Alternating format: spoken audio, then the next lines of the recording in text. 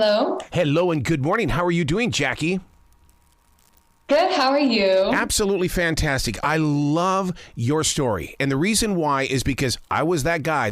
Because I know something absolutely phenomenal is going to happen to those who have the gift. Oh, that's very true.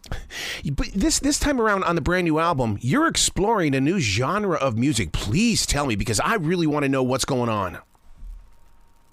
So I guess after COVID, I realized that I really haven't explored much about different genres or about my own voice and what it's capable of.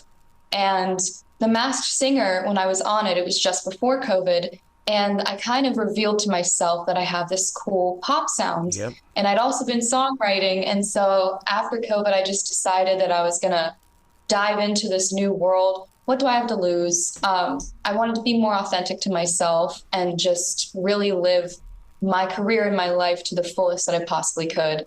So I've been exploring these genres, and it's funny because there's not really a specific genre. Actually, when I started doing this, they didn't know what to put it in. Was it pop? Was it alt rock? Was it alt indie? Yep. So, I'm just doing whatever feels right. But see, that's the greatest thing about this generation of sound is that we don't have to try to sound like the Beatles. We've got everything here with the EDM and with whatever you want to call it. I still want to call it Americana 2024 style. Oh, yeah, that's a great way to put it. You wrote the songs. To build a song, that's always been one of my greatest explorations, and you can blame all that on Casey Kasem and even Ryan Seacrest. I love the stories behind building the music. Mm-hmm.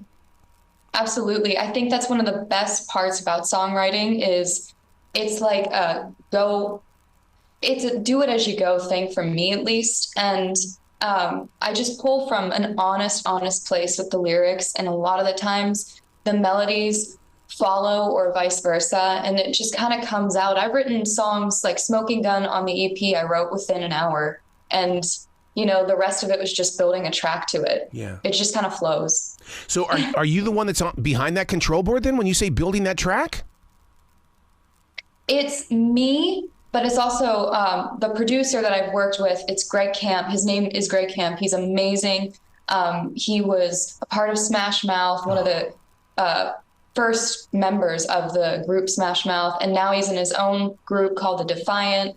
So we're both kind of doing the same thing at the same time. And I love Greg because we have this weird connection where we can visualize the same exact thing. And I've never had that before with anybody. So it's really great to work with him. When you're visualizing that song, are you thinking of the listener? Because in the radio world, that's exactly what we are trained to do, to figure out who is receiving this, what are they going to do with it, and how can we grow it forward? I do like to listen to, or I take the listener into consideration, definitely.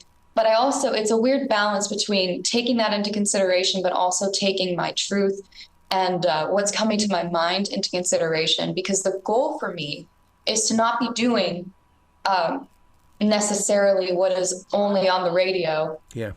I want to do new things, but also have people relate to it enough to listen.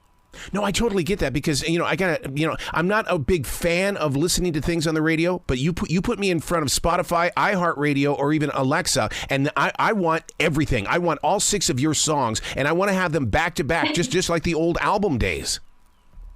Yeah, no, I'm the same exact way, actually. I think that's one of the best ways to explore music these days.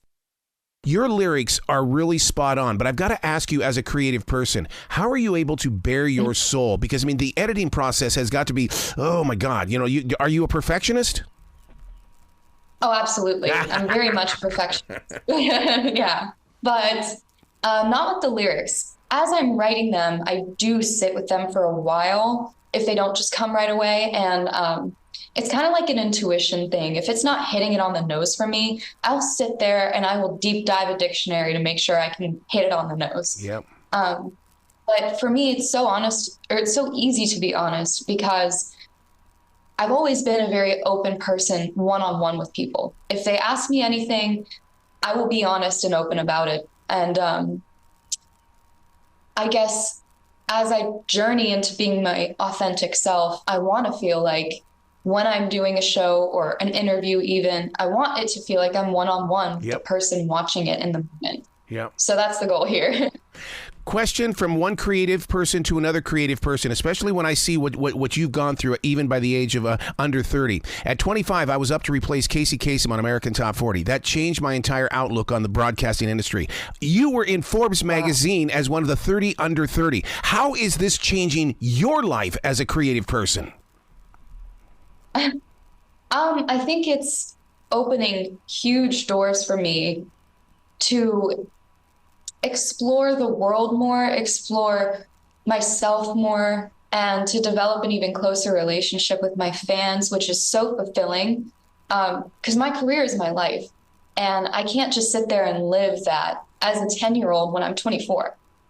So becoming more my authentic self through my music right now, it's making my career that much more enjoyable as well. Yeah. And I've always loved it, but now it's like super, super fun, and like it's coming to me like breathing at this point. It's wonderful. Yeah. Do you think the reason why Behind My Eyes is a song that I continuously listen to is because you've got that classical background, that you understand how to get to the rhythm of my heart? I don't know. I mean, I think that's a question you would have to answer, but I will say that I think that the classical background that I have, and the fact that I started so young, I do have an insane, not to pat myself on the back, but an insane amount of control over my voice. And so it's easier for me to sort of interpret what I'm really hearing in my head vocally when I'm doing these songs. And Behind My Eyes is fun because there is that classical element to it, in the chorus especially. But I think it's one of the first times I've attempted to do that, and it actually works. So wow. So making that transition from being a young musician into being an adult musician, I mean, it was Detroit Rock City from Kiss that changed me in a huge way into adulthood. What was the song or something that said, hey, look, I'm not little Jackie anymore? I don't know if it was necessarily a song. I mean, you could say Behind My Eyes was the song. Also, Get Out of My Life, when I wrote that, it was at the beginning of my songwriting stuff. And so that one, I would say, changed it a lot for me too. But I genuinely think during COVID is when I said I'm going to be the adult Jackie that people who know me personally know. And I think it's because there was a lot of stuff that happened during COVID that broke me down, as I think everyone's experienced. And at that point, I was just like, why not live my life to the fullest? I think I let fear cover me or block me from a lot of stuff. Yep. I got to plant something in the universe, Jackie. I want you to meet Joni Mitchell. I really do, because I really think that you and Joni would have a really good one-on-one. I would love that. And I came so close, but she did 2 years ago, the Music Cares, and I was supposed to go, but it fell through, and I'm really bummed about it. But I know that it will happen in the future. I have a feeling. Good. What is your website so people can come and give you some love? And if you've got merchandise, it's time to sell that stuff. Yeah, I know. The website is JackieEvancho.com. And then, social media, it's official Jackie Evancho or just Jackie Evancho. And you can listen to the EP on any of the streaming platforms that you prefer to listen to. And with merch, that's on the website as well. And keep an eye out for some new stuff, because now that I'm showing my artwork as well, because I paint and draw and all that, there's going to be some cool stuff on there. I love it. Please come back to this show anytime in the future. The door is always going to be open for you. Thank you. Well, you be brilliant today, okay, Jackie? All right, you too.